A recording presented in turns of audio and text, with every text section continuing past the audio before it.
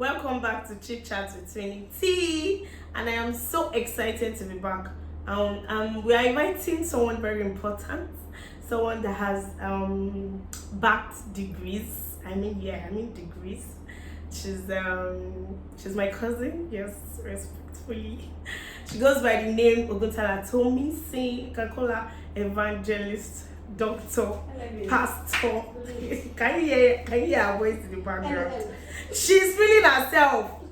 Yeah, I'm so proud of her, and we're going to be talking about a topic that is very, very controversial right now in our society. And we'll be right back. Welcome back. So this is our evangelist, pastor, doctor. Oh my God! So this is Tomisin Oguntala. So please introduce yourself. Hi guys, my name is Tomisin. Like she has said, we have the same surname, so there's no need to say the surname again. I am, how old am I? I'm 21 years old. I recently finished from school. I am an anatomist actually, and then I'm also a podcast host. I host a podcast. The name of the podcast is A Walk in Faith with T. I'm going to be putting our Instagram handle on the background of the video for you guys to go and check it out. Thanks so much. So on the podcast I discuss faith-based subjects majorly, and I'm really in love with Jesus. So yeah, hi guys. Me too. So on today's show, on Chit Chat, we're actually having fun, so it's not a show. We'll be talking about something very sensitive, and I've said it's very controversial right now in our society. Like, we youth are actually battling it. Even young children, you will see these random videos where they will say, oh, I'm tired of this life. But on a serious note, do you know, I actually saw a video like yesterday or the first of a guy, I think was about to jump. Somebody was now asking him questions. And I feel like he was actually praying before he jumped, because he was actually saying something before he jumped. Like, do you know if that person actually got help or had somebody to talk to? Yeah. He wouldn't have even made that decision. I think many people are just very insensitive to it. Like, especially people that are in the older generation. If you say stuff like, oh, I'm tired of life, they just naturally assume that you are being lazy. I mean, lazy Nigerian youth. They just assume that you don't want to put in the work into the thing that you're actually doing. And depression is something that is actually so rampant. It's not based on a particular race or a particular age group. It can happen to anybody. I think, but something that should happen actually is sensitization for every single person. Understanding that you need to be able to help people that are in your community, in your family, that may be going through stuff like this. So like that man now, that instead of him helping the person that was obviously about to commit suicide, why not ask the right questions or seek help? Try to make the person come down from the ledge. Yeah. Don't help the person, jump into the water. That's already very deep. Wow, we just started. So we are going to dive into some questions. I want to ask her a question. Since she's in the medical line, I feel like even medical, she's in the medical line is a plus for me, and she's in the spiritual line. Like you said, like you heard earlier, she loves Jesus. So she would shed more light to the topic. So people that don't understand what it is, most people, they are actually naive about it. So we'll be asking her some questions. So Miss Tomisin, and before I just dropped it, I can't be serious in this video because she's my cousin. I'm very sorry. She's single. Oh! Am I? Yes, I am. So the first question we're going to ask is what is depression to you? Like, what do you understand by what depression? To me personally, there are scientific definitions of what depression is, and people have spent time studying and researching with scientific, what they call evidence of what depression is. What I personally think is depression is just a state of apathy. And what do I mean by apathy? You not wanting to do anything.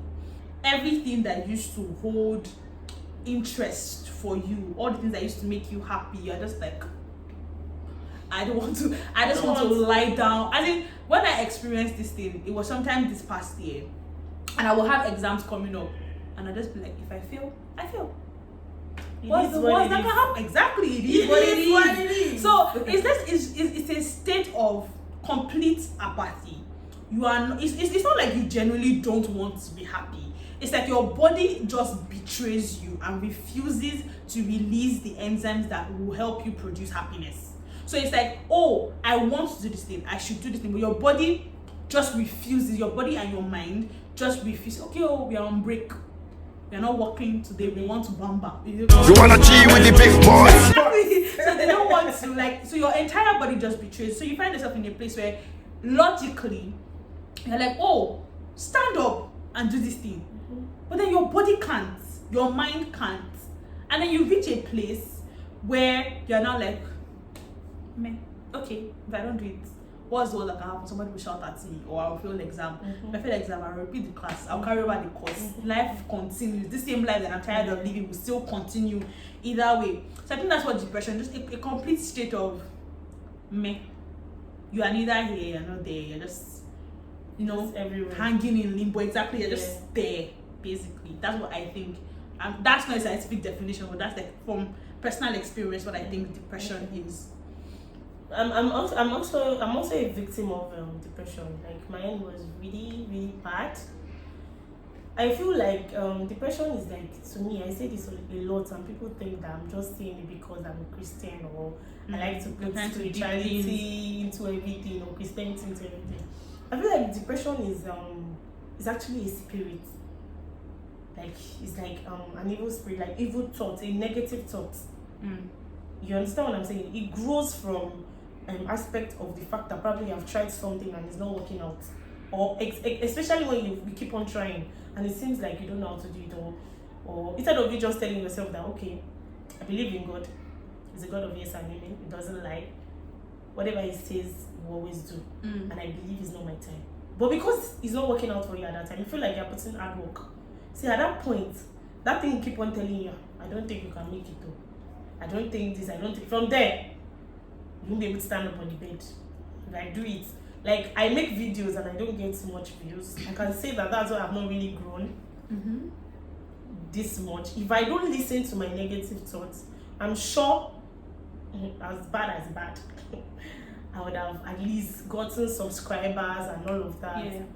But I just feel like depression is something that is beyond scientific explanation. You know the Bible says, be sober and be vigilant, because you have an adversary, the devil, who goes around seeking who to devour.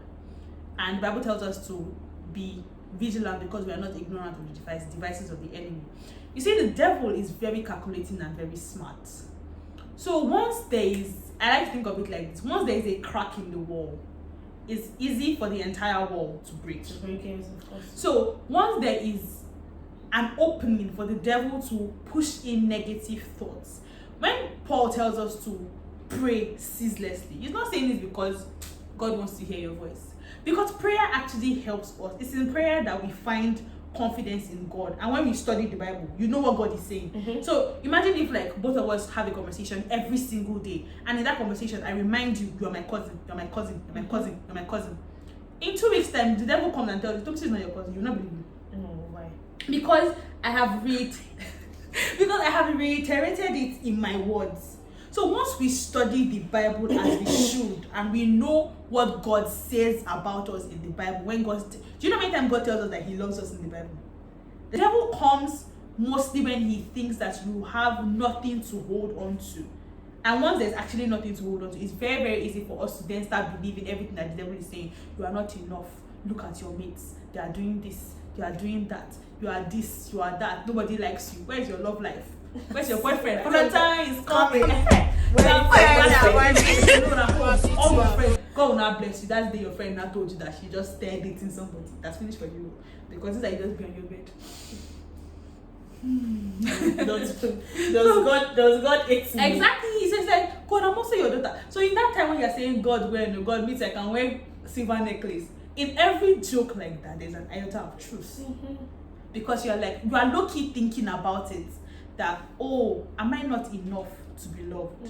Am I not enough to be successful at what I'm doing? Is it because I'm not doing it this way? And then when you start remembering all your friends that are not doing it particularly in the Christian way, you're not like, well, maybe I should just stop and go and start what they are doing. Maybe they are still, and what works for him cannot work for you. Exactly. There are different paths in life. God created us differently. Even scientifically, our DNAs are different.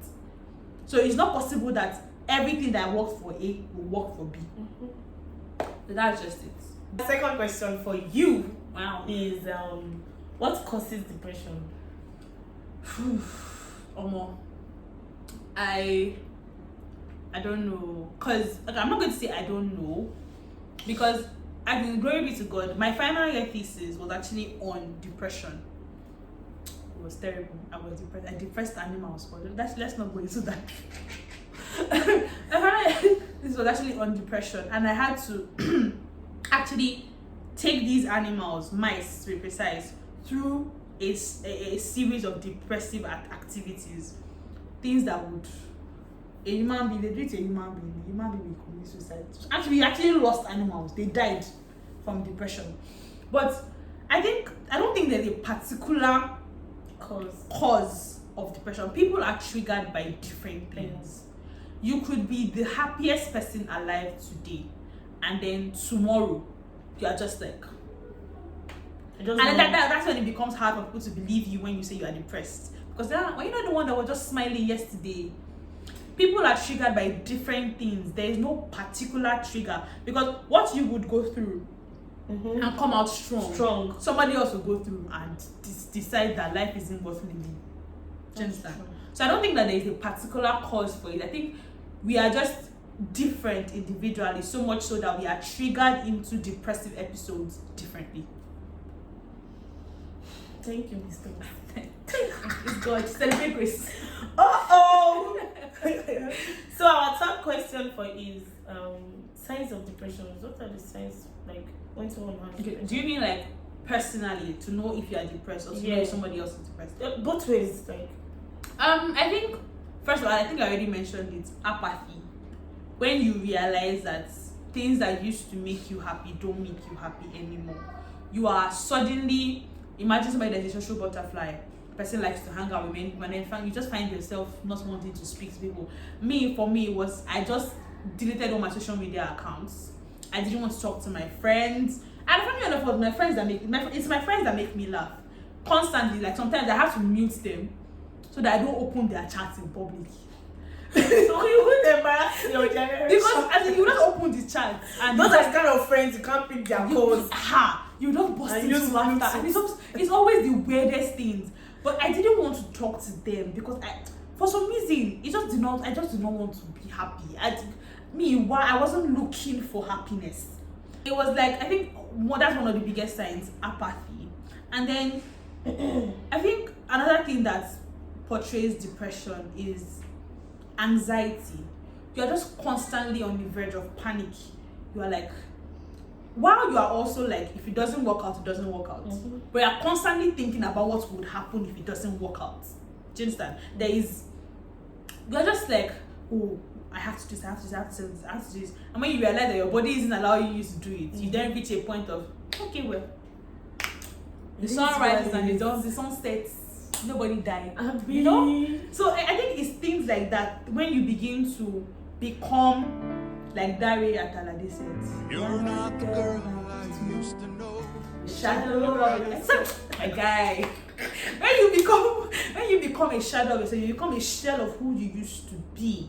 And initially, for other people to recognize it, they don't recognize it on time. It might just be like, oh, you have mood swings. Why is Taiwo not smiling with everybody? And then it becomes more occasional. And for somebody that is not sensitive, the person will say, she just started having mood swings recently. Maybe she's fighting with a boy. Some people can be very, very insensitive. It's so important, and much more than Christianity, logically, it's important to have friends and people in your inner circle that are able to detect when you are not being yourself. And I don't mean more than having a romantic partner or a spouse. I mean friends. You have to have there's this thing they call it your people. You have to have a close-knit circle that is able to detect that you are not being 100% yourself. I'm going to brag about my friends so much because they are the most amazing people ever. I think there was one particular Sunday that I just finished talking to somebody that was going through something suicidal, and it had already affected my mood. And I spoke to the person that Sunday morning, and the person was so down. I had to pretend like I was okay. So I woke up in the morning, and the first thing I had to do was smile. Oh, hi! I had to be extra bubbly so that the person would try to come out of their own shell. Just like, excuse me. Why do you cover the same time? We are the same. Even though. So, like I was saying, I had to be extra bubbly. Like, and if anybody that knows me, I'm not that bubbly. You can ask her. I'm a nice person, but I'm really not that bubbly. And then by the time I got downstairs to go to church, because my friend that drives usually just picks everybody up and then we go to church together. Our friendship is so weird. Anyways, I just entered the car, said good morning, and faced the window.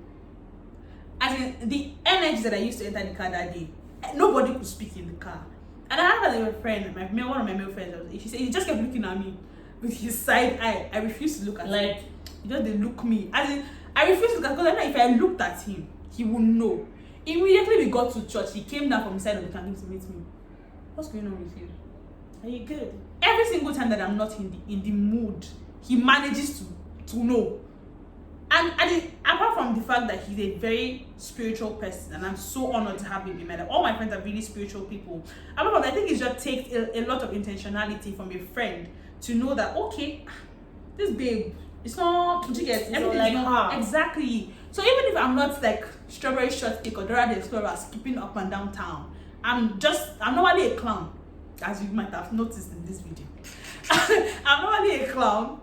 So if I'm not expressing clownery, there's something up. Yep. But then I've had friends that will never notice. Tomisin is always fine. And then Tomisin is easier to read. I'm not saying she's not an open book, but she's the kind of person that you would know when something is wrong with her. Like, definitely. There's no how. You won't know that, okay, there's something wrong with her. Like I don't have to. My friends knows me. I don't know how to hide my feelings. But you would know when she's happy. You would know when something is wrong with her. So if she now has friends that, like, if something is wrong with her and they don't know that there's something wrong with her, then there's something wrong with those friends. We're going to talk about friends too. One of these days. Yep. So yeah, our next question I'm not finished. Is depression is it prevalent to women or men? Or I think statistically it's more rampant with men because of society. Yep. And because there's so much pressure placed on men that, like, it's like they have to do this at a certain age. They have to be able to provide for them. Imagine being a firstborn guy in Nigeria, and it's like, oh, when are you going to have a baby? When are you going to give birth? Not only do you have to choose a wife, you have to choose a wife that is able to become Yawole. You have to choose a wife that is able to be responsible for your younger siblings. And then you have to provide, because I have a friend that I think we're the same age. He graduated a year after me because I studied a 5-year course and I studied a 4-year course. And for some reason, the last few years of his university, he had to pay school fees. He came out of university and had to be providing, he hasn't even served, had to be providing money for his parents. And I took up accountability with him because he was the one that introduced me to my church and everything. So I had to actually, as in, take his matter intentionally and be like, well, what's up with you? What's going on with you? And just making me realize that a lot of men are under so much pressure. They have to, if it's not that they are dating one girl that is in the same set, same class as them, expecting them to provide obscene amounts of money. I mean, both of us are still getting pocket money. Why are you stressing the guy? And you get, there's so much pressure that society puts on men that allows them to just, sometimes they just succumb under the pressure. Like, that's why you see that more men are into yahoo. So our next question is depression, does depression have treatment? Is there a treatment for depression? Well, medically there are drugs to treat depression. There are drugs. I didn't know about that. there are drugs that you can take to treat depression. I think my final year project was actually like testing a particular drug on whether or not it had effect on depression. So I think many drugs then target specific parts of your brain to treat anxiety, to treat your social apathy, all these things. But basically to uplift your mood. So most of the drugs are serotonin expressors that just help you to, because serotonin is the happy hormone. So it helps you to produce a lot of serotonin, so you are more happy and less sad. Less sad. Yeah. And then basically just surrounding initially, when you notice, you will notice. And I think many people just refuse to pay attention to this, to the key signs. Yeah. You will notice, begin to surround yourself with people that will not allow you. Maybe you just go and start telling somebody, oh God, I don't like the way that I'm feeling. Or you pinpoint the triggers. What is that thing that is making you feel sad? What's that thing that is stressing you so much so that you refuse to be happy about anything else? You understand? Just pinpoint, and that's one thing that we need to actually learn as human beings, tracing patterns. There's this thing that I learned, and it's like, if you don't know your patterns, the devil does. If you refuse to learn the way you got to somewhere, the devil knows how you got there. The devil knows every single which way that you can get to that particular point that you are in. So even when you think that, oh, I've overcome this thing, another part will just... So it's better for you to have different coping mechanisms that are able to bring you out of that shell that you might have put yourself in, basically. Okay. I'm learning. See, my older sister, I'm learning. So I specifically want to even know about this. Is depression genetic? Like, Is there a genetic? Personally, I don't think so. I think there have been scientific findings of genetic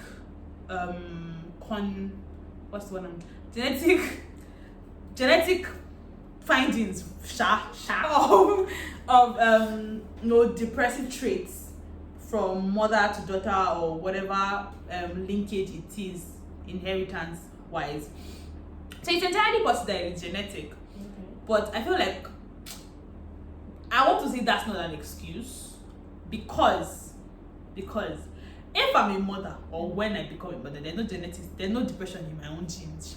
But if someone is a mother and the person realizes that, oh, my mother had this and my mother's mother had this and I have this, and it's a very likely chance that my child will have this, from the get-go, like, begin to put things in place that will not allow your child to fall prey to stuff like that. I think that's one of the most important things that we can do for our children. Protect them from things that affected us. Don't now come and say, oh, because in my days, things will happen. I used to walk 22 miles to my school with bucket on my head. So you too, you must. I don't give. There was something that I saw yesterday. Said one people was talking about, just totally unrelated, about how she was thinking how her mom at her own age was married and had a kid, and she's going to her mom that it's not going to work for her. Her mom ran so she could stop.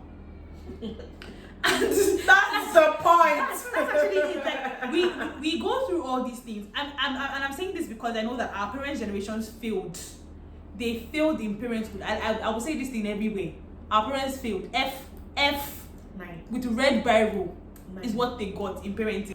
Once you realize that there's a genetic linkage, especially with stuff as important as this, it's important for us to help our children along. So while our parents' generation might have done poorly in that aspect, I think we need to learn to do better as parents. Don't force your children to go through the same things that molded you. You went through hardship, so your children must go through hardship because hardship made you who you are. No, it's not like that though. My children are gonna enjoy. They're gonna enjoy things. That's why I do not rush to marry. I will now wait to be intentional in marriage. My marriage will be upon the rock that is Christ. My children will not be suffering. It can't be me. So moving on. So I think it's important for us to learn these things early. It's never too early to start thinking about your kids. It's never too early to start thinking about the kind of life that you want your children to have. So if you've been through something, and it doesn't even have to be genetic. If you've been through something like this, or you've had a friend, or you've heard of people that have been through things like this, it's good to be knowledgeable about things like this so that you can notice the signs on time. And even if there are no signs yet, make sure that the signs don't even come up at all in the first place. Protect your children mentally, emotionally, physically, in whatever way you can protect them. That you can't. Exactly. And leave the rest to God. Thank you. Say, like, does depression really stop though? And I want to combine these two questions together. And even if it do really stop, then what are the steps someone can take? I think depression, much like addiction, I rhymed. DJ! This is not how I am in real life. It's a lie. This is how I am. I'm a very serious person. Let me be serious now.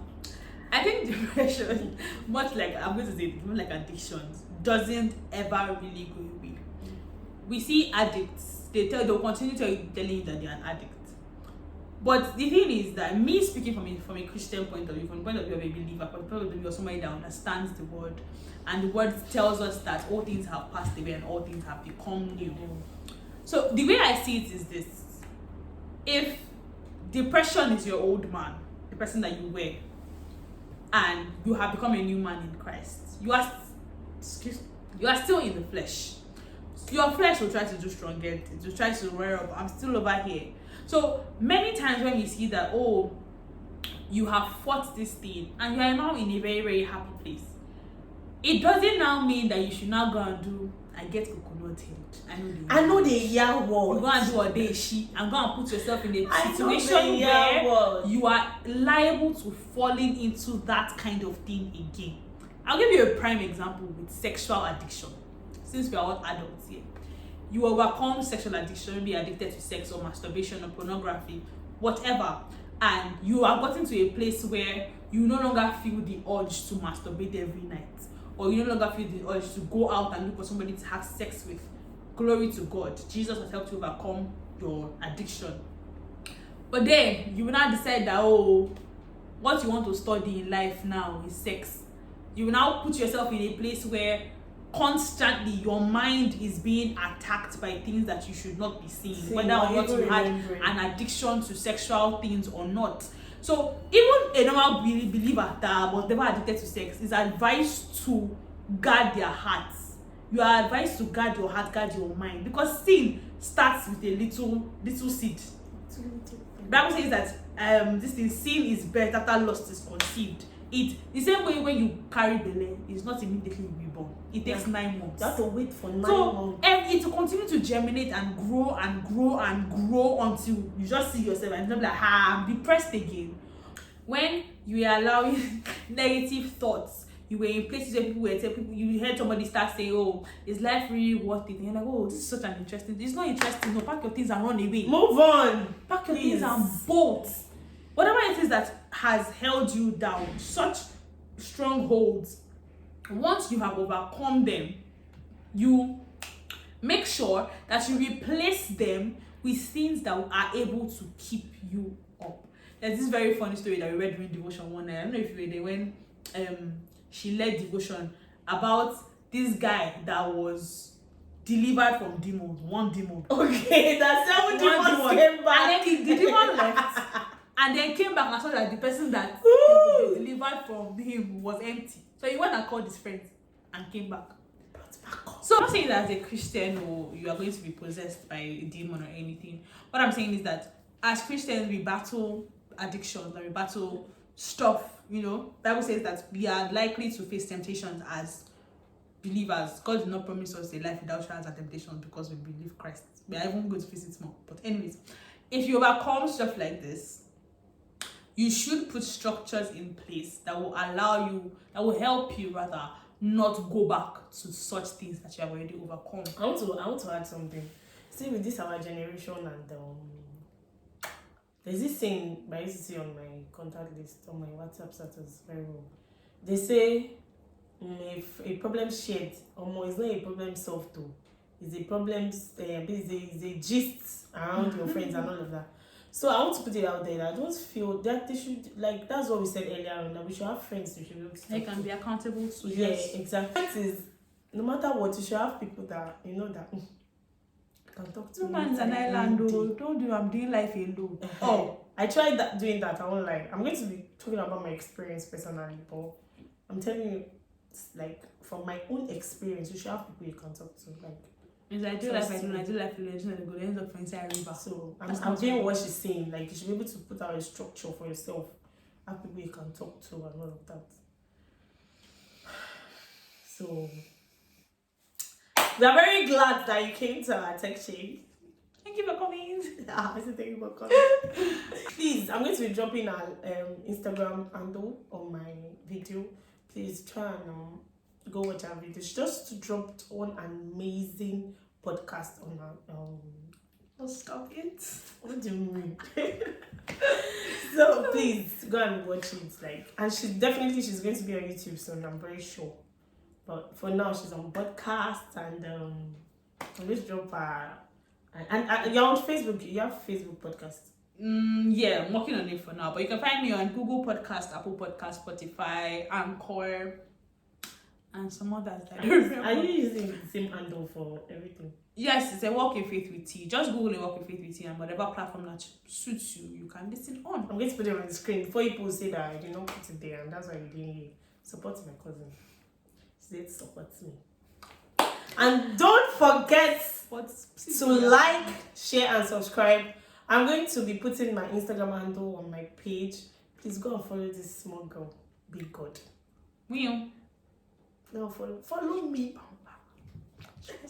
Thank you for tuning in, and I'm sure you guys had a great experience, because I do. I learned a lot. As I've told you when I wanted to introduce her. She's a doctor. What is it that she's saying that I'm a doctor? So, because if I have a headache, I'll come and say, Tomisin, what if something's paining me here? And then she will tell me it's because of so thing. So, like, I'm so glad that she's my cousin, and I'm so glad for her accomplishments. Ew, God. I'm so happy to be your friend. I'm serious. No sarcastic. These feelings. So I'm so glad, and I'm so happy you came to this show. And if you guys want to see her again, I just want to see some yes. And on our next show that she's coming on, she's going to be the host. Yes. So I'm going to see you guys next time. Love you guys. Thank you for always tuning in. And for those of you that finished watching this video, I love you. Thanks for always supporting. Don't forget to like, subscribe, and share.